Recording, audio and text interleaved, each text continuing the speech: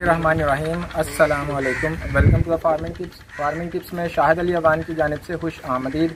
नाजरीन, आज हम आपको ज़बरदस्त मोतरा फार्म हाउस पे लेके आए हैं। जी हाँ, ये है फार्म हाउस इलियास साहब का, जो कि आर्किटेक्ट भी हैं, फार्मर भी हैं। तो आज की इस वीडियो में हम इनसे फार्मिंग के मतलब और ख़ास तौर पर जानवरों के शेड डिज़ाइन के हवाले से, उसमें जानवरों के लिए फैसिलिटीज़ के हवाले से, उसकी पैमाइशों के हवाले से बातचीत करेंगे। उनसे हम बफलो फार्मिंग और कव फार्मिंग का मुवाजना कराएंगे, इनके नफ़ा और नुकसान के ऊपर बातचीत की जाएगी और भी बहुत सारी बातें जो कि एक नए किसान को पता होनी चाहिए, आज की इस वीडियो में मौजूद हैं। अगर आप ये सारी बातें तफसीलन समझना चाहते हैं तो वीडियो आपको एंड तक देखना होगी। तो प्रॉपर इंटरव्यू स्टार्ट करवाने से पहले आपको याद करवाना चाहूँगा कि अगर आप हमारे चैनल पर नए हैं या अभी तक आपने चैनल सब्सक्राइब नहीं किया तो जल्दी से चैनल सब्सक्राइब करके बेल आइकन को दबाएं ताकि आने बनने वाली वीडियो की इत्तला आप तक टाइमली पहुँच सके। तो चलें प्रॉपर इंटरव्यू स्टार्ट करते हैं। अस्सलाम वालेकुम। वालेकुम अस्सलाम जी। भाईजान कैसे हैं? अल्लाह का शुक्र अल्हम्दुलिल्लाह। भाईजान नाजरीन को ज़रा अपना तारुफ करवा दीजिए। मेरा नाम मोहम्मद इलियास है, गांव गुड़ी मलियाँ है, तहसील सियालकोट, ज़िला सियालकोट। माशाल्लाह। अच्छा इलियास भाई, आपने ये गाय कव फार्मिंग रखी हुई है, आप कब से ये कर रहे हैं? मैं तकरीबन 2011 से ये काम मैंने स्टार्ट किया था जी, और अल्हम्दुलिल्लाह आज तक मैं कर रहा हूँ इसे। तो कितने जानवरों से स्टार्ट लिया, यहाँ तक का सफ़र ज़रा बता दीजिए। पहले मैंने 2 जानवर ख़रीदे थे।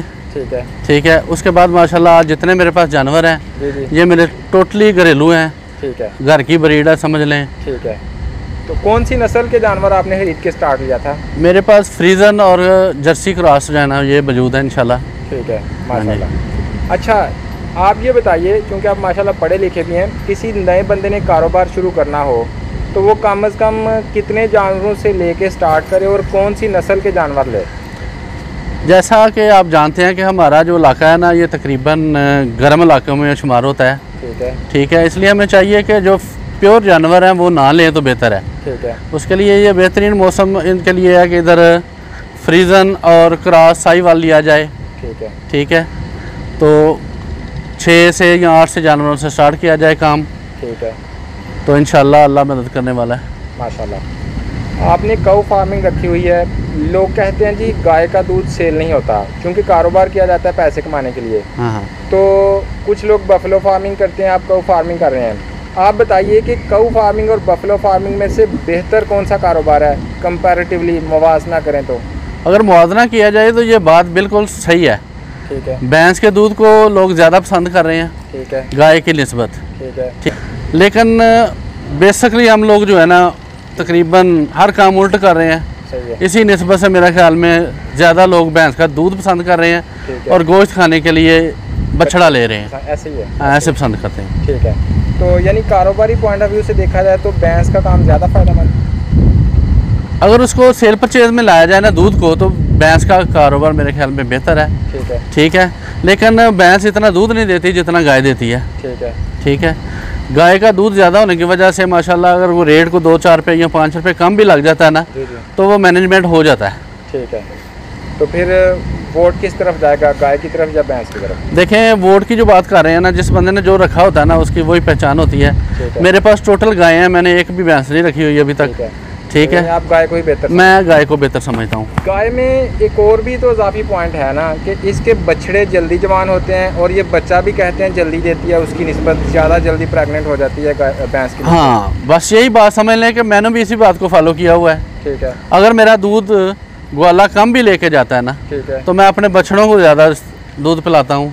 उसकी वजह से मेरा 1-2 साल में माशाल्लाह एक नया जानवर तैयार हो जाता है। ठीक है। ठीक है, इनकी ज़िंदगी मौत तो अल्लाह के हाथ में है। ठीक है। ठीक है, बनिस्बत मेहरू जानवर के गाय का जो बच्चा है ना वो ज़्यादा जल्दी बढ़ता है। ठीक है, और बच भी जाता है समझ लें। ठीक हो गया। आजकल एक नया ट्रेंड चला है का फार्मिंग का, कट्टा फार्मिंग और बछड़ा फार्मिंग। अगर बछड़ा फार्मिंग के या कट्टा फार्मिंग के बिज़नेस का हम मुवाजना करें इस डेयरी फार्मिंग के बिज़नेस से तो नए फार्मर के लिए, नए किसान के लिए कौन सा बेहतर है? देखें, जिसके पास पीने के लिए दूध नहीं है ना जी, उसको दूसरा काम शुरू नहीं करना चाहिए, बेशक कटरा हो या बछड़ा हो। ठीक है। ठीक है, सबसे पहले होना चाहिए कि कम से कम उसके लिए पीने के लिए अपना दूध होना चाहिए उसके पास।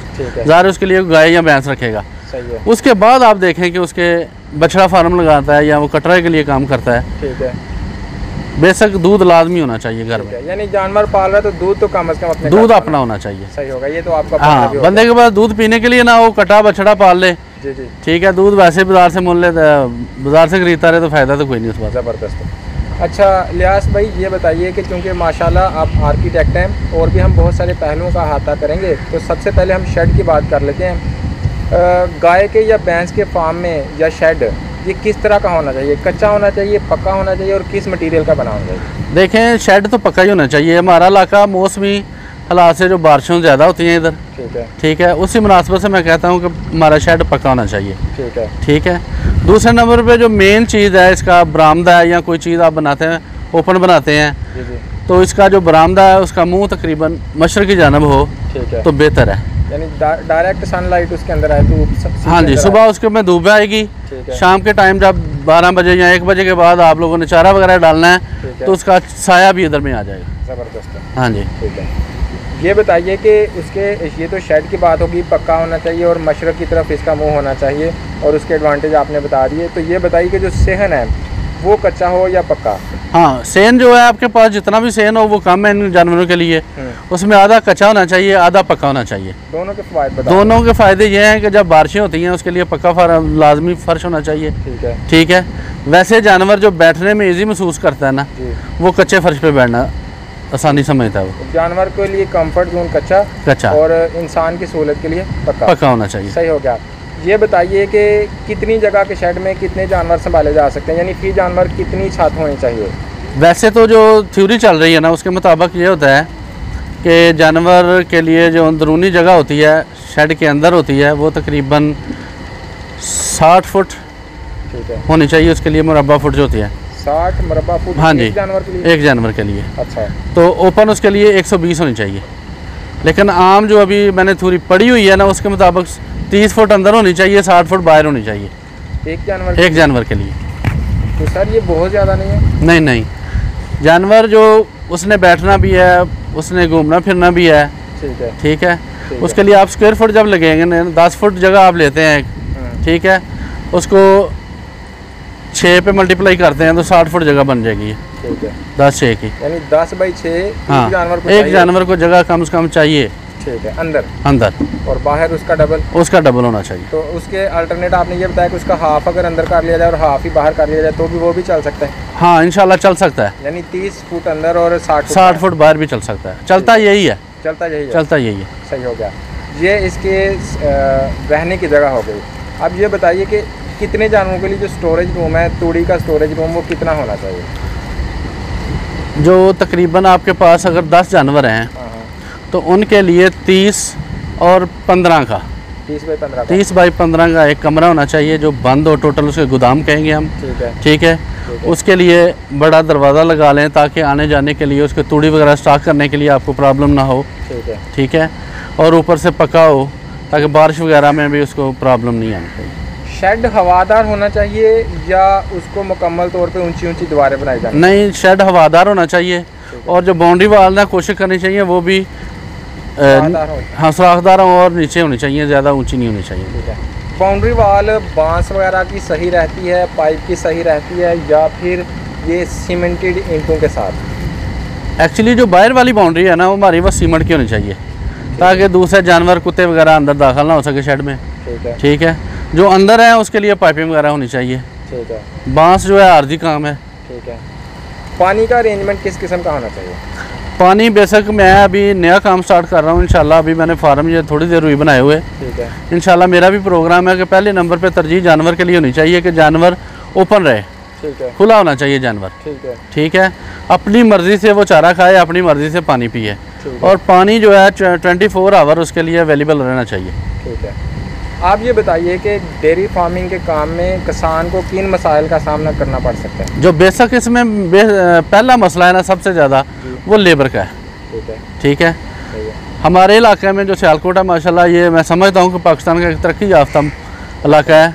ठीक है। इधर फैक्ट्रीज वगैरह काफ़ी हैं, वर्किंग के लिए लोगों को सहूलतें काफ़ी हैं, इसलिए हमारे इलाके में जो बेशक मसला है इसका लेबर का है पहले नंबर। यानी एक मसला आपने पॉइंट आउट किया है इस काम में, वो लेबर का है। लेबर का। अगर कोई बंदा खुद इस काम में मुलव्वस हो, खुद कर रहा हो, तो फिर इस काम में कोई मसला नहीं है? नहीं, अगर वो खुद करने वाला बंदा काम कर रहा होगा ना, जी जी, ठीक है, उसको भी लेबर चाहिए, एक आदमी ज़रूर चाहिए उसके साथ। ठीक है, हाँ जी, यानी फिर भी उसको लेबर का मसला आएगा इंशाल्लाह। ठीक है। अगर एक आम आदमी के लिहाज से देखा जाए तो आप ये बताइए कि डेयरी फार्मिंग का काम कैसा है, मुनाफा बख्श है या नुकसानदेह? देखो, कोई भी काम आप करते हैं ना तो इंशाल्लाह उसमें मुनाफा ही होता है, नुकसान वाली बात तो बात की है। ठीक है, मौसम साथ दे, ठीक है, उसके बाद इंशाल्लाह सबसे पहले उम्मीद अल्लाह पे रखनी चाहिए। बिल्कुल, ठीक है, जानवरों के सेहत वगैरह का ख्याल रखा जाए। ठीक है, तो इंशाल्लाह कभी लॉस नहीं होगा। सही है। आप भाई ये बताएं कि एक जानवर रोज़ाना कितने पैसों की खुराक खा जाता है, उसके ऊपर लेबर के अखराजात कितने आ जाते हैं? देखिए, हम लोग जो समझ लें कि प्रोफेशनल ज़िम्मेदार प्रोफेशनल काम करने वाले लोग नहीं हैं बेसिकली। ठीक है, ठीक है, हम हैं ज़िम्मेदार लोग। ठीक है, हमारे अपने खेत इधर होते हैं, सही है, अपनी फसलें होती हैं। सही है, ठीक है, अगर अपनी फसल काट के डालनी हो ना तो बंदा कोई हिसाब भी नहीं लगाता। ठीक है, अगर यही चीज़ें हमें बाज़ार से परचेज़ करनी पड़े जी जी, तो फिर तो काफ़ी महंगा हो जाता काम। ठीक है, ठीक है, तो जैसे कहते हैं ना, घर की मुर्गी दाल बराबर होती है। सही है, ठीक है, इसलिए इनके लिए चारा वगैरह सारा हम अपने लोग खुद अपना लगाते हैं। ठीक है, वो इस्तेमाल करते हैं। आजकल जो आपकी ये जो गाय है, ताज़ा उसने बच्चा दिया हो तो वो कितना दूध दे देती है पूरे दिन में? पूरे दिन में तकरीबन, ये जो मेरी गाय है अभी, ठीक है, ये माशाल्लाह तकरीबन 20-25 दिन हो गए इसको सोए हुए। ठीक है, ठीक है, इसका जो मुकम्मल दूध है तकरीबन 15 से 16 किलो है, केजी। ठीक है, ठीक है, अगर लीटरों में करेंगे ज़ाहिर 1-2 लीटर बढ़ जाएगा वो। ठीक होगा। हाँ, तो ये एक दिन का सुबह और शाम का बता रहे हैं? सुबह और शाम का बता रहा हूँ। बच्चे को पिलाने के बाद? नहीं, मुकम्मल बता रहा हूँ, मुकम्मल बता रहे हैं, क्योंकि अभी गर्मी बहुत ज़्यादा है। ठीक है, ठीक है, उसकी वजह से, और ये देसी लोगों का एक कहावत भी है कि जो भादों मसलन इधर मौसम होता है ना, सावन भादों का, उसमें सुबह अच्छा नहीं होता, उसमें दूध कम होता है। सही होता है। अच्छा भाई, ये बताएं कि आपने एक मसला पॉइंट आउट किया था लेबर का, क्या उसका कोई सलूशन है आपकी नज़र में, जैसे साइलेज वगैरह? हाँ, अगर हम लोग टोटल साइलेज पे आ जाए ना तो लेबर की काफ़ी प्रॉब्लम्स आपकी सॉल्व हो सकती है। ठीक है, ठीक है, उसमें एक बंदा तकरीबन 20 जो चुवाई वाले जानवर है ना, वो उनको रख सकता है। सही है, अकेला बंदा उनको लिए मैनेज कर सकता है। वो साइलेज डालना आप सब्ज़ चारे की निस्बत फ़ायदेमंद है या नुकसानदेह? बहुत फ़ायदेमंद है। महंगा कौन सा पड़ता है? महंगा, मैंने वही बात जो पहले आपसे की थी ना कि घर की मुर्गी दाल बराबर होती है। ठीक है, अभी हम लोग जितना भी चारा डाल रहे हैं ना, अगर उनका हिसाब करें हो सकता है वो महंगा पड़ जाए। ठीक है, अभी मैंने इधर ज्वार काश्त की थी, मकई काश्त की है, उसके लिए पहले गंदम काश्त की थी। ठीक है, चारे के तौर, सब चारे के तौर पे। ठीक है, अगर मैं इनका सारों का हिसाब लगाऊँ ना तो ये महंगा पड़ता है। ठीक है, बनिस्बत साइलेज के लिए। अगर ये चीज़ें मेरे पास मशीनरी वगैरह या गवर्नमेंट कोई ऐसा काम करे कि मशीनरी वगैरह, क्योंकि ये महंगे काम है। ठीक है, मशीनरी तकरीबन ये 80-85 लाख की एक मशीन आ रही है, वो बड़ी वाली। सही है, फिर वो उसके लिए आता है कि जब जिधर से निकलेगा वहाँ से तेल देंगे उसको, कटाई के लिए पैसे लहदा देंगे, उसके तेल के पैसे लहदा देंगे। सही है, ठीक है, वो बड़ा मुश्किल काम, इसकी वजह से थोड़ा साइलेज जो है ना वो पीछे पड़ रहा है। सही होगा। अच्छा भाई, हमने आपसे काफ़ी सारी बातें पूछी, कोई आखिरी बात जो आपके ख्याल में किसान भाइयों को पता होनी चाहिए, अपनी तरफ से किसान भाइयों को गिफ्ट कर दें, जो हमने नहीं पूछी लेकिन किसान भाइयों को पता होनी चाहिए? हाँ, जो मैं ये समझता हूँ, जो जानवर रखते हैं ना, कम से कम, हाँ, पहली बात ये मैं कहना चाहता हूँ कि शौक़ की बात है। ठीक है, जानवर अगर शौक़ है तो रखें। ठीक है, शौक़ मालिक को होता है, मुलाजम को नहीं होता। सही है, ये बात मेरी कन्फर्म याद रखें। कन्फर्म हो गई। अगर शौक़ मालिक को है तो इसका मतलब मालिक को डेरे पे होना चाहिए।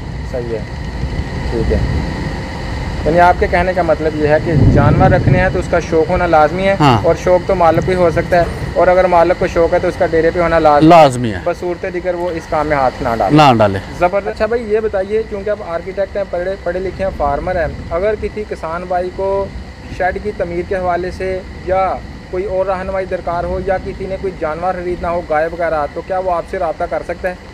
हाँ जी, बिल्कुल, इंशाल्लाह कर सकता है जी। गाय वगैरह खरीदने के लिए भी कर सकता है, किसी ने घर बनाना हो तो भी कर सकता है। इंशाल्लाह मैं जितना काम आ सकता हूँ इंशाल्लाह आऊँगा। ठीक है, ठीक है। है, इसके लिए अपना फ़ोन नंबर बोल दीजिए। मेरा सर नंबर है 0300 87177107।